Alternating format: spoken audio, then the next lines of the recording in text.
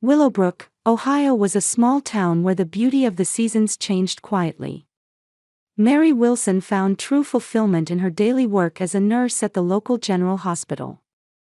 Her routine consisted of sending her 6-year-old son Aiden off to school in the morning, finishing her shift at the hospital, and then waiting for her husband Thomas, who worked as a construction site supervisor, to return home. "Mom, look. I drew this at school today." Aiden held up a colorful crayon drawing with a pure smile on his face. It showed a dog, a cat, and a family surrounding them. Mary gently stroked her son's head as she pinned the drawing to the refrigerator. "That's a lovely picture, Aiden. Dad will be so happy when he sees it." However, lately Thomas hadn't been showing as much interest in his son's artwork as before. About 6 months ago, changes had begun to appear in him. With the excuse that work is busy, he was coming home later, and increasingly spending weekends away from home, saying he had to go to work. Mary's parents, Robert and Helen Carter, lived in a quiet residential neighborhood in the same town. Now retired, their greatest joy was spending time with their grandson Aiden, at least, that's how it appeared. Linda, Mary's sister, also participated in the monthly family dinners. Linda had found success as a sales representative for a major furniture manufacturer in Columbus. Enjoying her single and free lifestyle, she was a stark contrast to her sister's domestic life. "Mary, what do you think of this children's chair? It's from our new line and it's selling really well." Linda had spread out the latest product catalog at last month's family dinner. At that moment, Mary thought she caught Linda giving Thomas a special look. But she convinced herself it was just her imagination. "It's lovely. I'm sure it would be perfect for Aiden." That night, as usual, Aiden was cuddling with his grandparents, sitting on Robert's lap as he read a picture book. However, Mary had noticed Linda giving Aiden cold glances several times. It was momentary, and she thought she might have been mistaken, but something about it left her with an uncomfortable feeling. On the drive home, Thomas was silent. When Mary asked, "What's wrong?" he replied, "I'm just tired." Aiden had fallen asleep in the back seat. "Dad, are you busy lately?" To Aiden's question, Thomas answered briefly through the mirror, "Yes, we have a big project." The following week, Robert called. "Mary, how about going hiking with the family this Saturday? Linda will be there too. Let's all enjoy nature together for the first time in a while." "That sounds nice.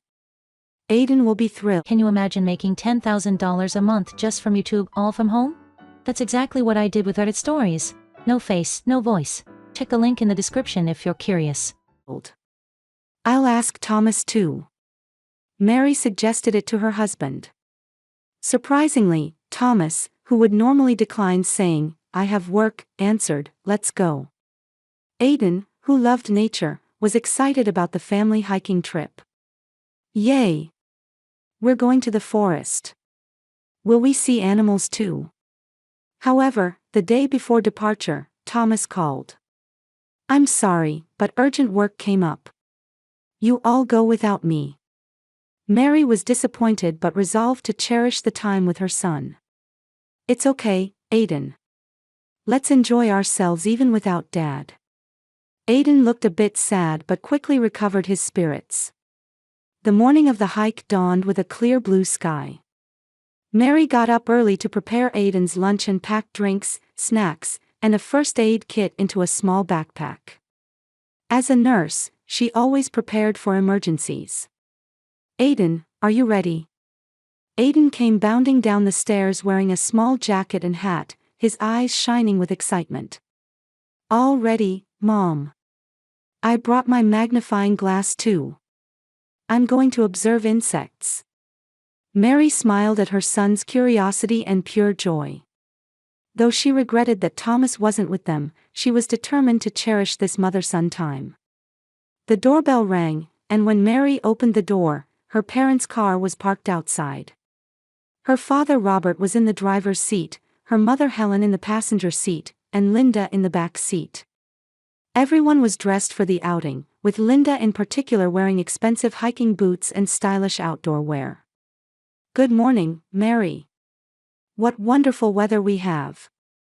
Her father Robert's voice sounded unusually cheerful. As Mary and Aidan got into the back seat with Linda, Mary noticed something different about the atmosphere.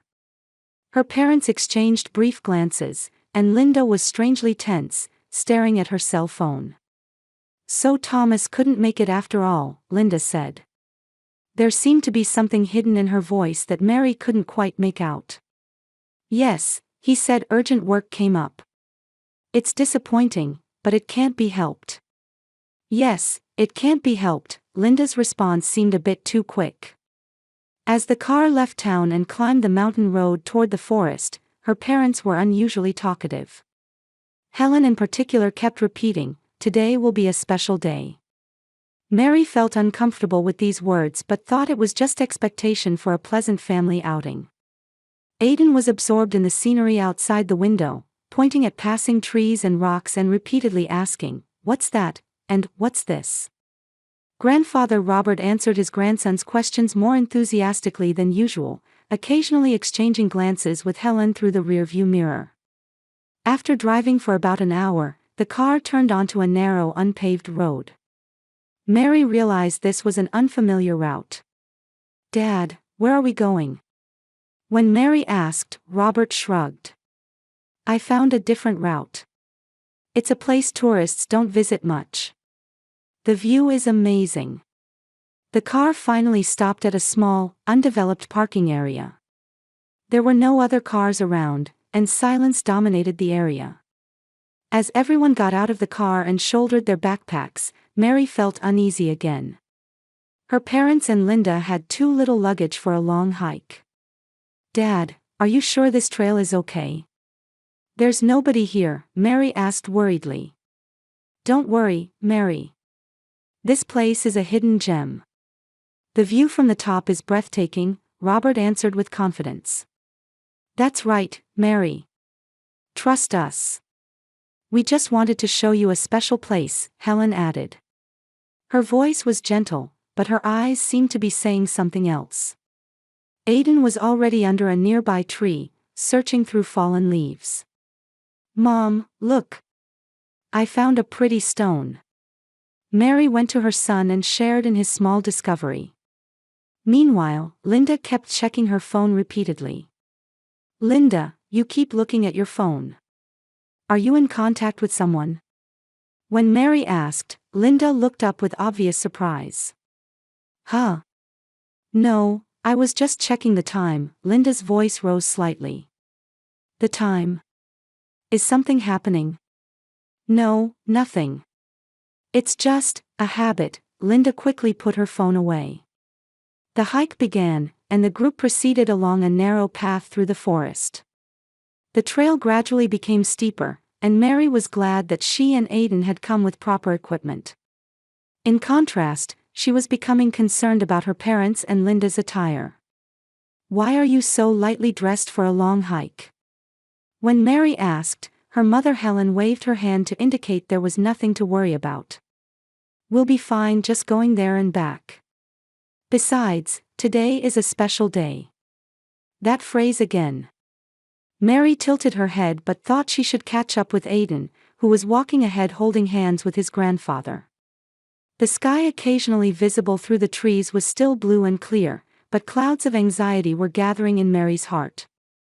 She felt uncomfortable with the glances exchanged between her parents and Linda, the unnatural conversation, and most of all, their behavior that was so different from a normal hike. The path suddenly opened up, and they emerged near a steep cliff. A deep valley spread out below, with the glimmer of a small lake visible in the distance. The wind blew strongly, and Mary instinctively gripped Aidan's hand tightly. She had a fear of heights and her legs froze just being near the cliff. "It's beautiful, Mom." Aidan was captivated by the scenery. "Look, Aidan. Can you see the lake in the distance?" Robert placed his hand on Aidan's shoulder, trying to guide him toward the cliff. "Dad, that's dangerous. Keep Aidan away from the cliff." Mary's voice clearly contained fear. It's all right, Mary. I just want to show him the view. Robert's voice feigned calmness, but his eyes were cold and determined. Aiden, come here. Mary called out strongly. Aiden responded to his mother's voice and tried to move away from his grandfather. At that moment, Mary felt Linda approaching her. She noticed that Linda's expression had changed completely. Mother Helen also stood unnaturally behind Robert and Linda, and the three of them seemed to be surrounding Mary and Aiden. A sudden silence fell, with only the sound of the wind drifting around them. Surrounded by her parents and Linda, a cold fear ran down Mary's spine. The wind tousled her hair, and the view beyond the cliff was beautiful, but that was the least of her concerns now. Just as she tried to pull Aiden to her side, Linda suddenly grabbed Mary's arm. Her sister's fingers dug into her skin, causing pain. Mary, there's something I want to show you. Linda's voice pretended to be calm, but her eyes held a cruelty that Mary had never seen before. What? Linda, let Aiden come to me first. Mary desperately reached out toward her son. No, I want to show Aiden too. Linda's mouth twisted eerily. Just as Mary tried to shake off Linda's hand, Father Robert picked up Aiden. As Aiden's small body left the ground, he exclaimed in surprise, "Grandpa." Mary screamed in terror. Let go of Aiden. What are you trying to do? Mary's scream echoed through the forest, startling birds into flight. As if in response, Mother Helen abruptly moved behind her.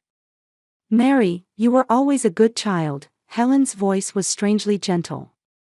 But sometimes, sacrifices are necessary for the family. With those words, Helen pushed Mary forcefully toward the cliff. Caught off guard, Mary lost her balance and staggered several steps toward the edge of the cliff. As her feet nearly left the ground, understanding flashed through her mind like lightning. Her family was trying to kill her and Aiden. Before her eyes, frozen with fear, Father Robert made a motion as if to throw Aiden toward the cliff. Aiden's scream pierced Mary's ears. Mom! That voice awakened the maternal instinct dormant within Mary. Forgetting even the danger to her own life, she desperately lunged to grab and hold her son.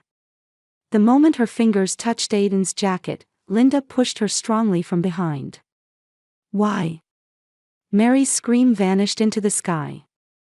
Mary and Aiden fell from the cliff.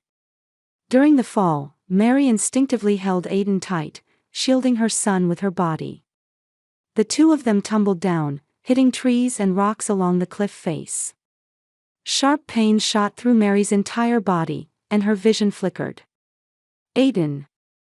Aiden! Calling her son's name, she curled her body to somehow protect him. Each impact assaulted her back, shoulders, and legs. But she never let go of Aiden. With a final major impact, they were violently slammed to the ground. Intense pain shot through Mary's body, and for a moment, she nearly lost consciousness. But the desire to ensure her son's safety pulled her back from the sea of unconsciousness. When Mary opened her eyes, Aiden was trembling slightly under her body. Her entire body screamed with pain, and her right leg and left arm had become immobile. They were probably broken. But strangely, Aiden, protected by her body, seemed to have escaped serious injury. Aiden, are you okay? Mary's hoarse voice was barely audible. Aiden answered in a small, trembling voice, Mom, are you okay? Aiden, are you hurt? Mary desperately tried to check her son's body. It hurts a little, but I'm okay. Aiden's voice was shaking but steady. Voices could be heard from the cliff above. Mary looked up, taking great care not to move her neck. She could see her parents and Linda peering down from the edge of the cliff. In the twilight, their silhouettes appeared black and ominous. Can you see? Are they moving? Her mother Helen's voice carried on the wind. No, they don't seem to be moving, her father Robert's low voice answered. We need to check. We have to go down. Linda's voice had a hint of urgency. Mary instinctively hugged her son tighter and closed her eyes. If they came down and found them still alive, the thought was too terrifying. At that moment, the words Aiden whispered in his mother's ear nearly stopped Mary's heart. "Mom, we shouldn't move yet." Mary was amazed at the words of her 6-year-old son. Aiden had understood the situation and realized they needed to play dead. Despite her surprise at her son's wisdom, Mary did as he suggested. She remained still, and Aiden likewise remained perfectly still in his mother's arms. After a moment of silence, Linda's voice was heard again from the cliff above. The wind had grown stronger, and mixed with the sound of swaying trees, their conversation reached them in fragments. "It's too dangerous to go down. They don't seem to be moving anymore." Linda's voice had a strange relief mixed in. "Let's leave them as they are. Nobody will come here." Father Robert's voice was calm, as if they were discussing a mere accident cleanup. "I really never thought it would come to this." Mother Helen's voice sounded slightly shaken. However, it wasn't guilt, but rather anxiety about the change in plans. And then, Linda's next words froze Mary's heart. "Don't regret it. Now Thomas and I are free. We'll get the insurance money, and the obstacles are gone. We never needed that child in the first place." Mary couldn't believe her ears. Her husband Thomas and her sister Linda, and insurance money. In her mind, the events of the past few months began to rapidly connect. Thomas's late returns home, Linda's unnatural glances, and this hiking trip. It had all been planned. Her husband and sister were having an affair and were trying to kill her and Aiden to get the insurance money. And even her parents had participated in the plan. Mary trembled with intense anger, fear, and the sadness of betrayal. But now, suppressing her emotions and protecting Aiden was the priority. She remained motionless, continuing to hold her son. After a while, they could hear footsteps moving away from the cliff above. Mary and Aiden continued to play dead until they were sure the others had gone. As the sun began to set behind the mountains and dark shadows began to fall on the forest, Mary finally spoke to her son in a small voice. "Aiden, you noticed well. If you hadn't said anything." Aiden answered in a trembling voice, "I heard Auntie talking on the phone with Dad, before. She said they were planning something bad." Mary was surprised at her son's intelligence but felt her heart breaking at the terrible truth. Aiden had already noticed something was wrong. And now, he had nearly become a victim of that horrifying plan. To somehow save themselves, Mary tried to take out her cell phone, enduring the pain. However, the phone had been shattered by the impact of the fall. Looking around, they were in a deep valley. There was no sign of people from above, and the path leading down was unclear. Once the sun set, the situation would become even more difficult. "Aiden, listen. We need to get out of here. But I can't move my body. Can you walk?" Mary checked her son's condition. Aiden bravely answered, "Yes, Mom. I'll go get help." "No, I can't let you go alone. Let's move together, little by little," Mary decided. No matter how painful it was, she couldn't leave her son alone. Especially now, after being betrayed by her family. A life-or-death escape awaited Mary and Aiden. But as she gripped her son's small hand, she strengthened her determination to survive. They had been betrayed by their family and brought to the brink of death, but supporting each other, they took their first step forward, enduring pain and fear to somehow survive. Mary and Aiden slowly made their way down the steep slope below the cliff. Mary's right leg and left arm were in severe pain, probably broken. She bit her lip to endure the pain while moving little by little, relying on Aiden. "Mom, it's flatter over here." Aiden went ahead of his mother, looking for a safe path. With bravery and calmness beyond his 6 years, Aiden was helping his mother. Sometimes he gathered branches from the surrounding trees to make a makeshift crutch for Mary. "Aiden, tell me if you get tired. We can rest, okay?" Mary worried about her son. I'm fine, Mom. I'm strong, Aiden answered, puffing out his chest. In that small back, Mary felt an incredible reliability that nearly moved her to tears. By moonlight, they continued walking through the forest for hours. Mary's watch was still working and showed it was past 11 p.m. Aiden looked tired but never complained.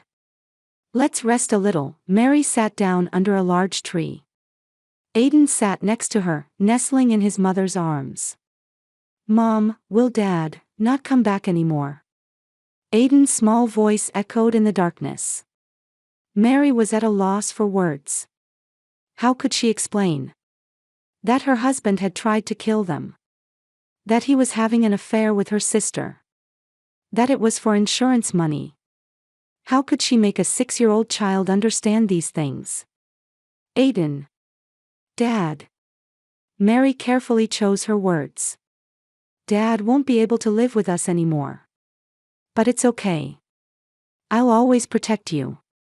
Aiden nodded silently and snuggled closer to his mother. Grandpa and Grandma too? Yes, them too. Aunt Linda said she and Dad would go somewhere together. After we were gone. Mary stroked her son's head, holding back tears. Aiden had understood the situation from the adults' conversations. Her heart ached that such a burden had been placed on such small shoulders. But it's okay. We're alive. And we'll always be together, Mary said firmly. After a short rest, they began walking again. By daybreak, they finally reached the main hiking trail where people passed. In the morning light, the mother and son, covered in sweat and dirt, and full of wounds, caught the eye of a middle-aged couple hiking there. Oh my, are you all right? The man rushed over. Please help us, we fell from a cliff. Mary was finally able to ask others for help. The man's wife immediately called an ambulance, and Mary and Aiden were wrapped in blankets and given water. They were kind enough to share their hiking food and stayed with them until the ambulance arrived. How did you fall from a cliff? When the man asked, Mary hesitated for a moment. I'll tell the police everything later, was all she answered. The ambulance arrived at the forest entrance, and Mary and Aiden were taken to the hospital. According to the doctor's diagnosis, as expected, Mary had multiple fractures in her right leg and left arm, as well as internal bleeding and bruises all over her body. However, her life was not in danger. Aiden, too, had miraculously escaped with only minor bruises and scratches. Your mother was like a cushion for you, the doctor smiled at Aiden. She's a brave mother. While Mary was receiving treatment and resting, there was a knock on the hospital room door. It was Detective Brown from the local police. He introduced himself in a gentle tone and expressed concern for Mary's condition. Mrs. Wilson, are you able to talk? Can you tell me what happened on the mountain? Mary took a deep breath and began to tell everything. The hiking plan, her parents and Linda's behavior, and the moment they were pushed off the cliff. She also relayed Linda's words, now Thomas and I are free. We'll get the insurance money. Detective Brown responded calmly though surprised, continuing to take notes. We've contacted your husband Thomas, but he hasn't arrived yet, the detective said. He's also part of the plan. He was, apparently having an affair with my sister, Mary spoke the painful truth. Outside the hospital room, Aiden was talking with a child psychologist. He also explained the events in his own words and further detailed the content of phone calls he had heard between his aunt and father over the past few weeks. Aiden's testimony matched his mother's account, and the nature of the incident became clearer. Due to Detective Brown's swift investigation, Thomas, Linda, and both of Mary's parents were all arrested the next day. The interrogation revealed a horrifying plan. Thomas and Linda had been in a secret relationship for 2 years and had planned to kill Mary to obtain her $3 million life insurance policy. They had planned to eliminate Aiden as well since he could potentially be a witness. Mary's parents had been promised $500,000 by Thomas to participate in the plan. The trial began, and Mary had to face her husband and family. She appeared in court in a wheelchair but stood at the witness stand with strong determination. The people I trusted most, my husband, my parents, my sister, they tried to take my life and my son's. But we survived. Because true strength lies in love. The bond between my son and me was stronger than their malice. Her words resonated throughout the courtroom, and sobs could be heard from the gallery. Aiden, too, bravely took the witness stand despite being a child. Grandpa and Grandma pushed, and Mom protected me. Dad and Auntie are bad people, his simple words carried a powerful truth. In the defendant's box, Thomas and Linda hung their heads, but Mary's parents tried to stand up to say something. However, they were forced into silence by the judge's restraint. As a result of the trial, Thomas, Linda, and both of Mary's parents were all found guilty. Thomas and Linda received 25-year prison sentences for attempted murder, and Mary's parents were sentenced to 15 years. When leaving the courthouse, Mary was now using crutches. Her body was gradually recovering, but the wounds in her heart didn't seem likely to heal easily. Nevertheless, she gripped Aiden's small hand firmly, determined to move forward step by step toward a new future. "Mom, what are we going to do now?" Aiden asked. "A new beginning, Aiden. We're going to start a new life, just the two of us." Mary had received tremendous support from her nursing colleague Jennifer, whom she had met during her recovery period at the hospital. Jennifer herself was a domestic violence survivor and deeply empathized with Mary's situation. "Mary, I'm moved by the strength of you and Aiden. What are you going to do now?" Jennifer asked. "I haven't decided clearly yet, but I think Aiden and I need a new beginning. My sister lives in Colorado. Her town is a wonderful place. It might be perfect for a new start." Mary began to seriously consider Jennifer's suggestion. Aiden was also positive about going to a new place. "Mom, are we going to a new house? Will I make friends?" Aiden asked hopefully. "I'm sure you will, Aiden. We're together, so we can overcome anything." Mary was standing at the edge of fate's cliff again, just as when she had fallen from the real cliff. But this time, she had the courage to move forward with her son. She looked up at the sky and felt freedom. No one could hurt them anymore. She had learned the true meaning of family through a severe ordeal. On the day the trial verdict was delivered, the courtroom was wrapped in a solemn atmosphere. Mary sat quietly, waiting for the judge's words. Next to her, a social worker accompanied Aiden. When the verdict was read, a moment of silence flowed through the courtroom. But suddenly, Thomas stood up and shouted at Mary. "It's your fault. You ruined everything." Linda shouted just as loudly, "I'm more suitable for Thomas than you. That child is weak and useless just like you." As guards restrained the two, Mary quietly closed her eyes. Her parents silently bowed their heads, but there was no color of regret in their eyes. Mary looked at them one last time and bid farewell in her heart. 3 months later, Mary and Aiden had moved to a small mountain town in Colorado. They were renting a room in a guest house run by Jennifer's sister Martha and starting a new life. Mary had begun working as a nurse at a local clinic, and Aiden had started at a new school. "Aiden, how's school? Have you made new friends?" Mary asked her son one evening. "Yes, I play with Jason and Mike.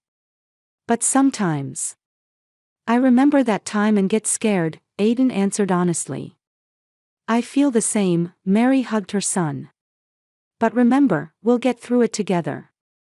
Mary and Aiden regularly attended therapy, facing their trauma.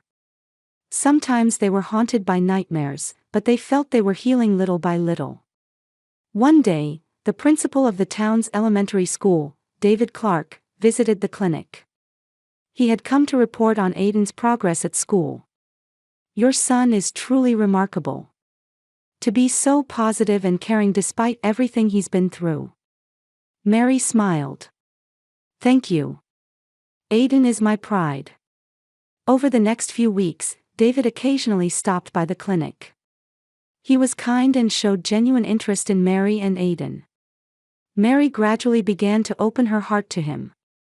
Meanwhile, in a distant prison, the bonds of the former family had completely collapsed. The relationship between Thomas and Linda had developed cracks in prison life, and Mary's parents continued to justify their actions. They never reached true repentance, but rather deepened their hatred. A year later, on Aidan's 8th birthday, Mary held a small party. Martha, Jennifer, David, and school friends attended the party. The house was filled with cake, presents, and the laughter of children. David stood next to Mary and spoke quietly, "Mary, I'm truly impressed by the strength of you and Aidan. You've taught me that there are things more precious than blood ties."